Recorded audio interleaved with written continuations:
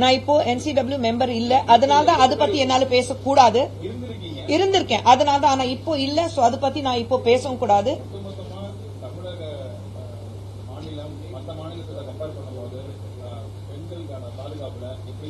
கண்டிப்பா ரொம்ப மோசமா இருக்கு. ஏன்னா கம்ப்ளைண்ட்ஸ் எனக்கு தான் வரும். கம்ப்ளைண்ட்ஸ் எனக்கு தான் வரும்போது ரொம்ப கேவலமா இருந்தது. ஏன்னா நம்ம மாநிலத்தில இருந்து இவ்வளவு பிரச்சனைகள் உண்டா அப்படி பார்க்கும்போது இல்ல டேட்டா இருக்கும். இப்போ நான் NCW சார்பாக என்னால பேச முடியாது. டேட்டா உங்களுக்கு தெரியும்னா நீங்களே டேட்டா நீங்க போட்டுக்கோங்க. ஆனா NCWல இருந்திருக்கேன், அதுக்காக நான் வந்து ஒரு மகளிர் ஆணையில இருந்திருக்கேன், அதுக்காக நான் இப்போ பேசக்கூடாது, அது தவறாக இருக்கும்.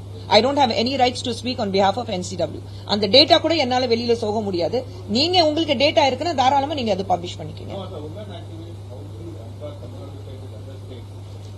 We cannot compare. Why are we comparing is what my question is. நம்ம வந்து இந்த மாநிலத்துல கம்மியா இருக்கு, நம்ம மாநிலத்துல அதிகமா இருக்கு, அந்த கட்சி வந்து காங்கிரஸ் ஆட்சியில அதிகமா இருக்கு, இங்க பிஜேபியில வந்து கம்மியா இருக்கு, இல்ல இந்த இடத்துல பிஜேபி வந்து ஆளுங்கட்சி இருக்கு, அதனால அங்க அதிகமா இருக்கு. அப்படி பண்ணவே கூடாதுன்னு நான் சொல்றேன். Don't do it.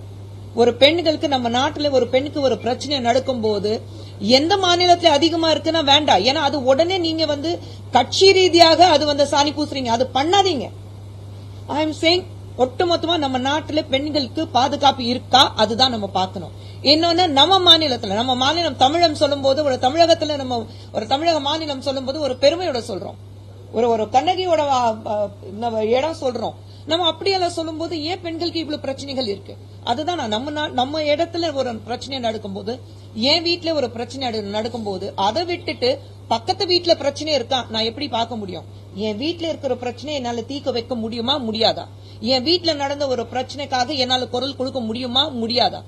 என் வீட்டுல ஒரு பிரச்சனை நடக்குது. இப்போ இன்னைக்கு திமுக பாத்தீங்கன்னா என் வீட்டுல ஒரு பிரச்சனை நடக்குது, ஆனா அதுக்கு வந்து நான் கண்ணு மூடிட்டு ஒண்ணுமே இல்ல, எல்லாமே சரியா இருக்கு, மேல இருந்து மழைப்பு பூசி பக்கத்து வீட்டுல என்ன பிரச்சனை இருக்கு முதல்ல அதை பத்தி பேசு.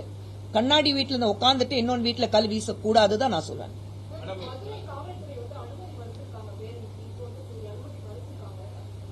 அதை நீங்க கேளுங்க, ஏன் அனுமதி மறுத்துறாங்க? இப்போ எல்லாத்துக்கும் நீங்க உங்க ஆளுங்கட்சியில இருக்கிற போது நீங்க வந்து உங்களுக்கு கூட்டணியில இருக்கிறவங்களுக்கு நீங்க வந்து எல்லா பர்மிஷன் கொடுக்குறீங்கல்ல, அப்போ மத்தவங்க வந்து ஒரு போராடணும்னு சொல்லும் போது, ஒரு பேரணி நடத்தணும்னு சொல்லும் போது ஏன் நீங்க பெர்மிஷன் கொடுக்க மாட்டேங்கிறீங்க? இன்னைக்கு ஏன் சௌமியாவை நீங்க அரெஸ்ட் பண்ணிருக்கீங்க? ஏன்னா உங்களுக்கு சாதகமா இல்ல. இன்னொன்னு வந்து தவறு நடந்திருக்கு. தவறு நடக்கும் போது உங்களால அதை தட்டி கேட்கறதுக்கு உங்களுக்கு தைரியம் கிடையாது. ஆனா மத்த பெண்களுக்கு தைரியம் இருக்கும் போது அதுவும் நீங்க தடுக்கிறீங்க. நான் இதே கேட்பேன், இவங்க சொன்ன மாதிரி கனிமொழி எங்க?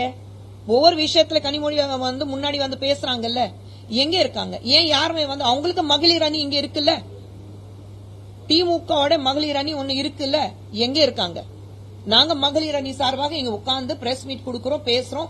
நாளைக்கு எங்களை கைது பண்ணாலும் பரவாயில்ல, நாங்க வந்து பேரணிக்கு போவோம். சௌமியா வந்து என்ன அரெஸ்ட் பண்ணாலும் பரவாயில்ல, நான் பேரணிக்கு போவேன், போராட்டத்துக்கு போவேன். அரெஸ்ட் ஆனாங்க.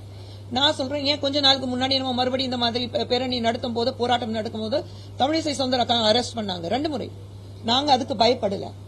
ஆனா உங்க சார்பாக எந்த பெண் தெருக்கு வந்தா, உங்க சார்பாக யார் குரல் கொடுத்தா? யாராவது திமுக இருந்து இது வரைக்கும் ஒரு பெண் மந்திரி இருக்கட்டும், இல்ல ஒரு MP இருக்கட்டும், ஒரு MLA இருக்கட்டும், யாராவது குரல் கொடுத்தாங்களா? ஏன் எல்லாரும் மௌனமா இருக்கீங்க நான் கேக்குறேன்.